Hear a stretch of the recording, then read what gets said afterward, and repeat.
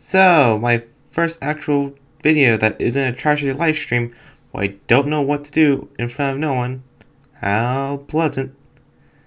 And I've seen these type of videos over YouTube today, with one guy being silver with just a sun current. Man, that's just put a downer on my challenge by a long shot. Well, I don't care, because I'm not someone who is as knowledgeable as other people are about the games. Though I have played a lot, so my knowledge is based on experience over anything else. Also, this happened before the physical and special split, so it could be both beneficial and also a hazard to me. Anyways, let's get this thing out of the way, because I just did this for fun, and I didn't like it. So the rules are the typical ones that I usually see. Using our starter in combat only. If Pokemon is forced out, like Roar or something, because I have 8 gym slaves, I gotta switch back immediately, and they don't count. Number 2, no cheats or exploits, that's fairly obvious. And number 3, if forced into a double battle, have the other Pokemon use Pokeballs to make them lose a turn. It's still a 2v1 situation at this point. Okay, with that being said, let's start with the challenge. We choose the character, and I choose the male, obviously because I'm male, and I named him Gold. Because I really like the Pokemon Adventures manga, and so I also named my rival Silver. Using our starter only sounds very simple. We have 3 options of Totodile, Chikorita, and Cynical. I choose Cynical for this round because it's honestly the best one in my opinion. I don't know, that's just my personal preference. And I named him Jalter, because John Alter. If you've been on my channel before, you would have realized that I do fake Grand Order stuff. Well, not recently because those didn't get a lot of popularity. But I really wanted her in NA. But I didn't get that in the guaranteed. Oh well. So we do the usual stuff at the beginning of our run with fighting off trainers and whatnot to get the Pokédex from Professor Oak and beat Silver in a good mono v mono before making our way through Violet City.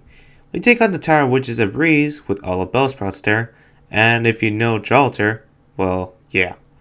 Walker was also a breeze, and I'm starting to notice that these people are fairly under-leveled by a long shot.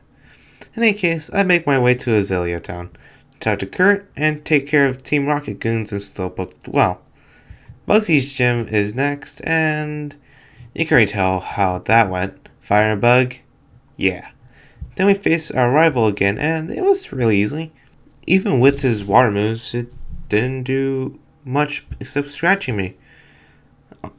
We make our way to the forest, and I pick up a Parsec so I could teach a Cut, which is a Pokemon which I will be replacing with Krabby, who is the superior crab.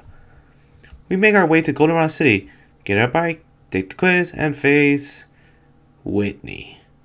Obstacle 1, and it was a breeze. Seriously, I hated Miltank and Whitney so much as a child, but I did this on the first try. So, I don't know why, it was just random crits and a flame wheel. Yeah, that was that simple. Also me being stupidly overleveled. So, after that, I felt really confident as I made my way to Electric City. There, I met Eugene and Suicune. Their side story is something I won't be completing. Then I faced Morty, who was fairly easy with his ghost types, and I make my way to Olivine City, where I climb the tower and such.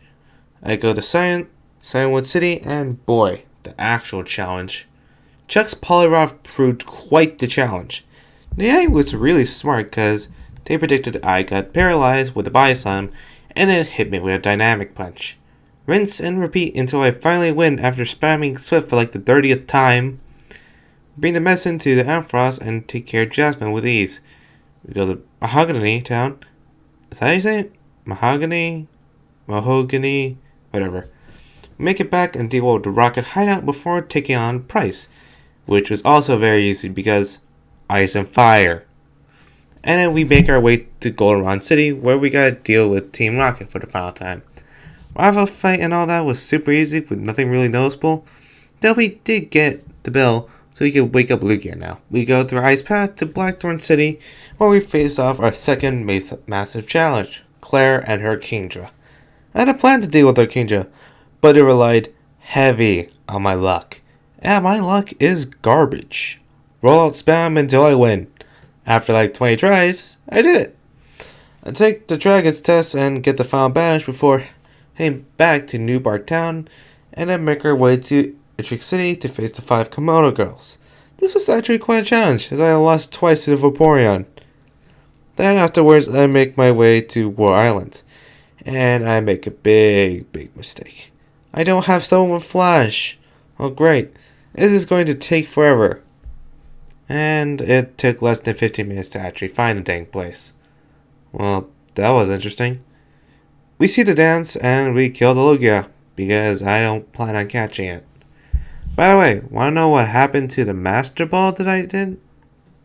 Yep, I did that for a stupid joke. Don't judge me. Anyways, we go through the Victory Road and pick up Earthquake. One of my final moves for Jolter, and we beat Silver for the final time before facing against Elite Four. And yes, I didn't encounter him at Mount Moon. I didn't go there. First off was Will and his psychic types. It was horrendously easy, nothing to note. Poison Ninja Koga was next, and he also got wrecked. Bruno was where I struggled a bit, but nothing major. And Karen was just easy. Now come and watch the most degenerate battle that I have ever had. I hated my battle with Lance, and it was just spamming of full restores and flamethrowers at their Dragonites until I won. Yay, 75% done. Also, nice. Next up is Kanto. And I really expected more. I expected so much from Kanto's difficulty, and well, you'll see. We take the ship to Vermilion and fight off Lieutenant Surge. And boy do I hate the gym child for the love of me.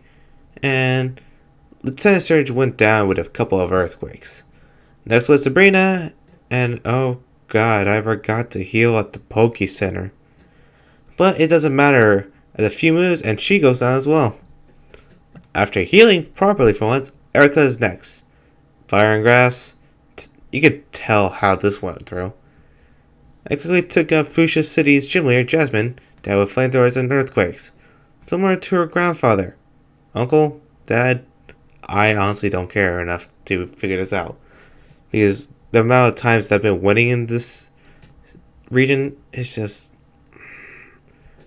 mind-boggling. Next, I made my way to Cerulean City and went to the power plant. They found out that their thing is missing. A rocket grunt has taken it, and I go back to Cerulean Gym and fight him, take it, and other such. I return item, and then I face off against water-type gym leader Misty. And with a few earthquakes, she goes down. Then afterwards, I go to Lavender Town and get the Pokeflute setting and use it on the Snorlax. I just run away from the fight and then go through Diglett Cave before making my way to Pewter City and dealt with gym leader Brock. A few earthquakes and I get Rock Slide. One of my final moves, which replaces Rollout, because my RNG is something I will not be relying on for the rest of this run. I go through Viridian Forest and such forth, and surf my way to Seafall Islands to face off against Fire-type Gym Leader Blaine. You know what moves I have. You can tell how this went. Then I make my way to Cinnabar Island and have an intimate discussion with Blue about how weak I am and how strong he is about him being a Pokemon champion and so forth. And he goes off into Vermilion City. I follow forth and take on the final Kanto leader. Okay, I need to say something. All these gyms were a bit too easy for my overleveled Jolter. Seriously, they were like 50s.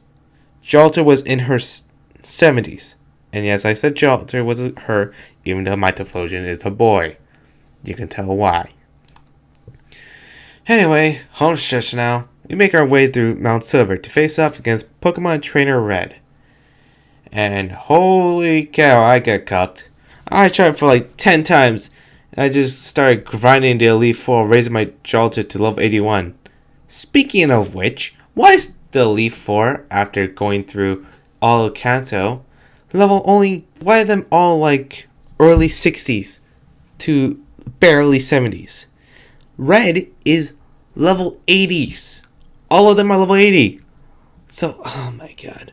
Anyways, I just raised my Jolter to level 81, and I try again. Pikachu is the first one to come out. It goes down with an easy earthquake. The water type starter Blastoise is up next. And a few solar beams and a couple of full restores and it goes down. Rock Slides made pretty good work on Lapras, flinching it twice, which was quite surprising, and then it went down surprisingly easy. My two biggest problems were down already. Snorlax was a freaking tank, I swear to God. And after like a few full restores and earthquakes, it also goes down. Then, the final two. This is why I hate this run so much. Venusaur would constantly shoot out sludge bombs that would either crit me, almost killing me, or poisoning me, or both. And I was there just spamming as many full restores as possible until I flamethrower it. And the hail damage just knocked it to like half health and I just, flamethrower it. I didn't care as I was so close to winning. I just wanted this to be done. And Charizard came. Really an intense battle of full restores and rock slides, with eventually me being the winner because AI doesn't have enough full restores, and I had like 50 of them. Yeah, I'm that type of trainer. And with that, I have officially won against Pokemon Soulsilver with just using my starter. I honestly wasn't expecting much because I don't really know much about some of the core mechanics about Pokemon. Extra values or EVs, I don't know how they work, and I had no idea how to check them or look them up or such. And I couldn't tell what Jolter's nature was, so I wouldn't reset and such. I thought I would struggle more in this run just using one Pokemon, type matchers and all that stuff. But no, it was very, very easy. The only big problems were Chuck and Claire. And after that, the degenerate thing with Lance. Until what actually made me struggle the most, where I had to grind, was Red. Because for Chuck and Claire, I didn't grind, additionally after that. I just kept on going. And I just restarted whenever Typhlosion died. Or Jolter, you know what I mean. So, I am never going to do this again. I swear to God. This took 3 weeks of my time. And this video, this is not going to be, this is, no, nada, no way, no how. And yes, this is all being part of it because I'm just on a tangent now and I just cracked my tongue. Fuck hell. You know what? I'm never making a properly edited video like this ever again. This is Nexus and Mitchuk signing off. Stay classy.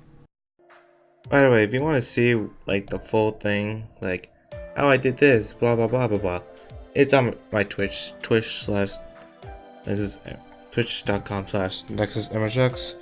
And if you want to see the whole thing, go ahead. If you want to call me out on my bluff, because I only showed the battles and small parts, and I didn't really elaborate on all my stuff. Yeah, goody. Yeah. Anyways, peace.